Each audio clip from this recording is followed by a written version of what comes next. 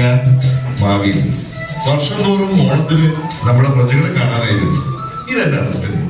Assistant എന്ന് പറഞ്ഞാല് personal assistant ഒന്നല്ല, ഈ മാവേലിന്റെ എല്ലാ കാര്യങ്ങളും നോക്കുന്നത് ഞാനാണ്. അസിസ്റ്റന്റ് എന്നാണ് പറഞ്ഞത്, എന്റെ ബോസ് എന്നല്ല പറഞ്ഞത്. മനസ്സിലായോ? ടൈം ചെയ്യാൻ ഇയാള് സമ്മതിക്കില്ല. നിങ്ങൾ തന്നെ എല്ലായിടത്തും കൂടി മെയിൻ ആയി പോയി. ഞാൻ മെയിൻ ആയിക്കൊള്ളാം.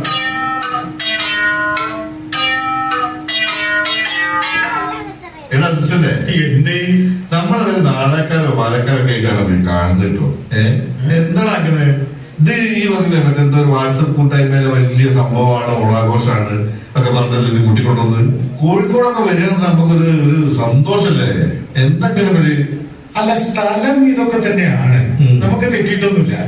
പക്ഷേ ഞാൻ അപ്പോഴേ പറഞ്ഞില്ലേ, നമ്മൾ ശരിക്കും ട്രഡീഷണൽ ആയിട്ടുള്ള ഡ്രസ്സ് ധരിച്ചിട്ട് ശരിക്കും മാവേലി അസിസ്റ്റന്റ് ആയിട്ട് പോവാന്ന്. എനിക്ക് ഇപ്പോഴും കാര്യങ്ങൾ മനസ്സിലായില്ല.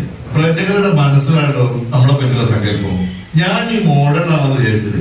ഇന്ന് ഞാൻ ഈ ബീച്ചിൽ കൂടെ ഒരു പോകുന്നവർക്ക് 2 പ്രണയിതാക്കളെ കണ്ടു, ചെറുപ്പക്കാരായ 2. എന്ത് രസം അവരെ കാണാൻ. ഓ തന്നെയോ? ഞാൻ കണ്ടില്ലല്ലോ. എനിക്കെങ്ങനെ കാണുക? ഈ എന്താ കുളിക്കുന്ന അവിടെ അത് പോയി നോക്കിക്കല്ലേ? ഓ ഭയങ്കര കാഴ്ച തന്നെയാ പറയുന്നത്. എന്നെ പറഞ്ഞോ?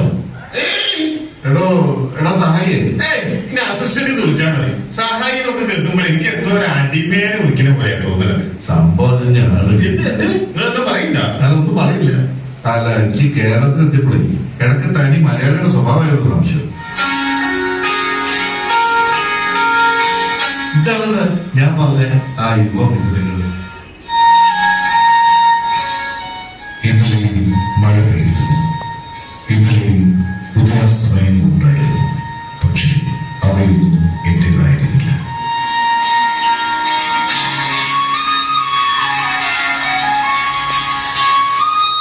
എനിക്ക് വേണ്ടിയായിരുന്നില്ല. കാരണം ഇന്നലെ ഞാൻ പ്രണയം അറിഞ്ഞിരുന്നില്ല.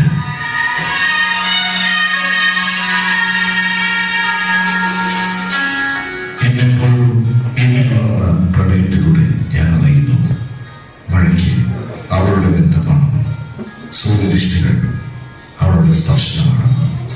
പ്രണയം വെറുതെ 16കാരനാകുന്ന അസുരനെ പോലും സ്വപ്നം കാണാൻ പഠിപ്പിക്കുന്ന പ്രണയം ആ ഭാഷയിൽ സംസാരിച്ചു തുടങ്ങുമ്പോൾ ഓരോ ദിവസവും നേരത്തെ തുടങ്ങട്ടെ എന്ന് ആശിച്ചു പോകുന്നു. പകല് അവസാനിക്കാതിരിക്കട്ടെ എന്ന് പ്രാർത്ഥിച്ചു പോകുന്നു. ഏത് ജീവജാലത്തിനും മനസ്സിലാകുന്ന ഭാഷ പ്രണയം.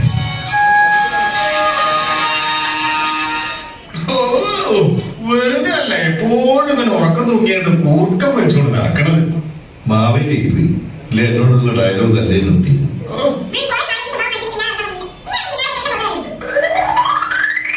കുറെ കാലം ഈ സ്വഭാവം കാണിച്ചിട്ട് പിന്നാലെ നടക്കാൻ തുടങ്ങിയിട്ട് ഇങ്ങനെയുള്ള കിണാറായിട്ട് എന്റെ പുറകെ വരരുത്. എന്താ മോളെ, എന്താ പ്രശ്നം? നിങ്ങൾ ഏതാ കേസ് മനസ്സിലായില്ലല്ലോ. ഞങ്ങളുടെ കാര്യം നോക്കാൻ നിങ്ങളാരാ? ഓരോ വേഷം കെട്ടായിട്ട് ഇറങ്ങിക്കോളൂ. ആരാണ് നീ സംസാരിക്കുന്നത് അറിയോ? ഇത് മഹാബലി ചക്രവർത്തിയാ. നിന്നെ ഞാൻ വേണ്ട വേണ്ട. എന്താ മോളെ, എന്താ പ്രശ്നം? മുമ്പ് ഞാൻ കണ്ടപ്പോഴുള്ള പോലെ അല്ലല്ലോ ഇപ്പോഴത്. എന്താ എന്ത് പറ്റി? അങ്കിൾ, ഞങ്ങൾ കുറെ കാലം എന്നെ സ്റ്റോക്ക് ചെയ്യാണ്. സ്റ്റോക്ക് ചെയ്യും?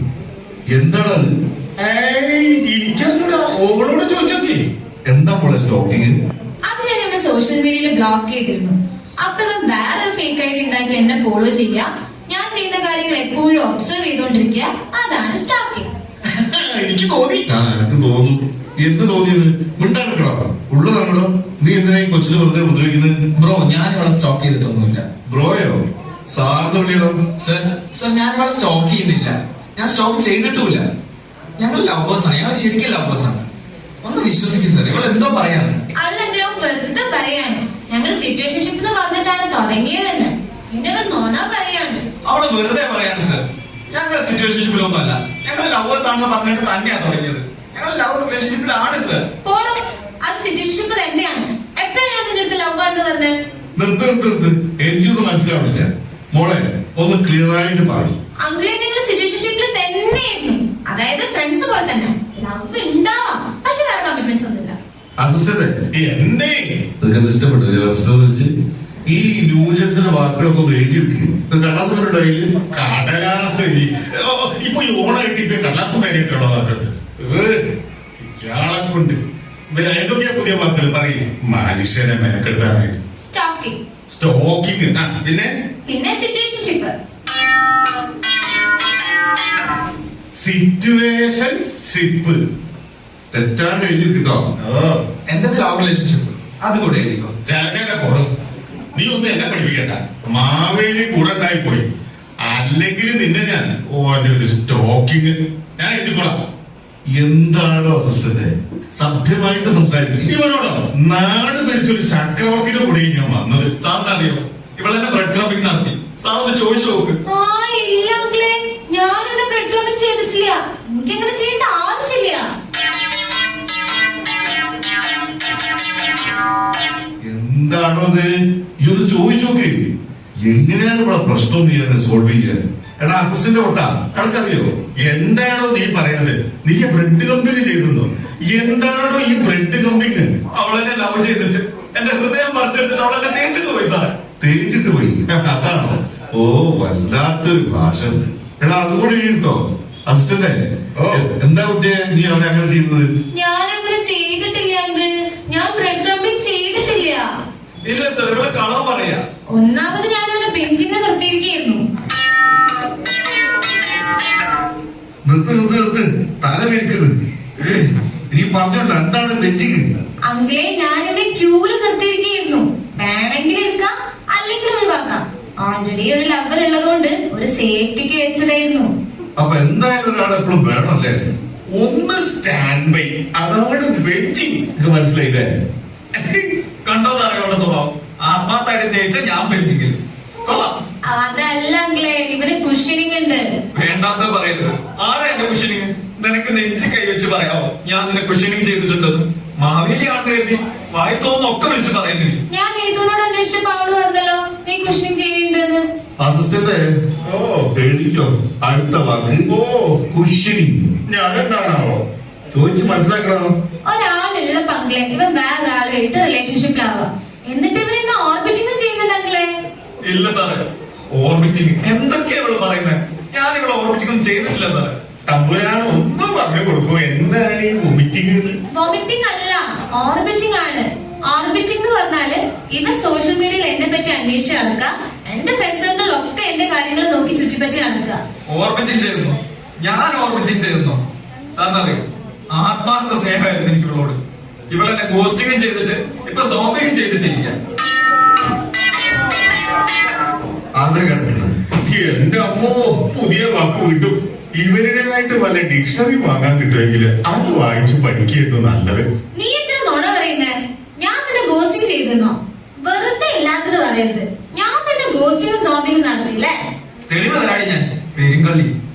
അതാ എടാ ചക്ക, ഈ ഗോസ്റ്റിംഗ് സോപ്പിംഗ് എന്താണെന്ന് ഈ മഹാബലി ചക്രവർത്തിക്ക് ഒന്ന് പറഞ്ഞു കൊടുക്കടാ. സാറേ, ഗോസ്റ്റിംഗ് എന്ന് പറഞ്ഞ എന്റെ പറയാറുന്ന എന്നെ സ്നേഹിച്ചിട്ട് ഒന്നും പറയാതെ ഒരു സുപ്രഭാതത്തില് ഒരു പ്രേത പോലെ എന്നെ ഇട്ടിട്ട് പോവാ. അപ്പൊ സോപ്പിങ്ങോ? പെട്ടെന്ന് തിരിച്ചു വന്നിട്ട് വീണ്ടും മെസ്സേജ് ഒക്കെ ഇട്ടിട്ട് എന്നെ ഇങ്ങനെ ഇളക്കിക്കൊണ്ടിരിക്കുക സാറേ, ഈ ലംസിനൊക്കെ ഇട്ടിട്ട്. അല്ല, അങ്ങനെയല്ല, അങ്ങനെ ഒന്നുമില്ല. എന്താണ് അത്? ഇവരുടെ പ്രശ്നത്തിൽ ഇടപെട്ടിട്ട് അത് ശരിയാക്കാമെന്ന് നമുക്ക് ഇവരുടെ ഭാഷയുടെ മനസ്സിലാവാത്ത പോലെ ആയിരുന്നു. വല്ലാത്ത കഷ്ടം തന്നെ. ഇത് എന്തൊക്കെ ഭാഷയാണോ? ഗോസ്റ്റിംഗ്, സോംബിങ്. അസിസ്റ്റന്റ് അഭിനന്ദൊക്കെയാ? ആ, സ്റ്റോക്കിങ്, കുഷനിങ്, ബെഞ്ചിങ്. മതി മോളെ, നിനക്ക് എന്താ ഇവന്റെ കാര്യം തീരുമാനം? ഇവന് ഇഷ്ടമാണോ? എനിക്കിവിടെ വേണ്ട. എടോ കേട്ടല്ലോ, ഈ കുട്ടിക്ക് നിന്നെ ഒരു താല്പര്യമില്ല. നിന്നോട് മാന്യമായിട്ടാണ് ഞാൻ ഇത്രയും നേരം സംസാരിച്ചത്.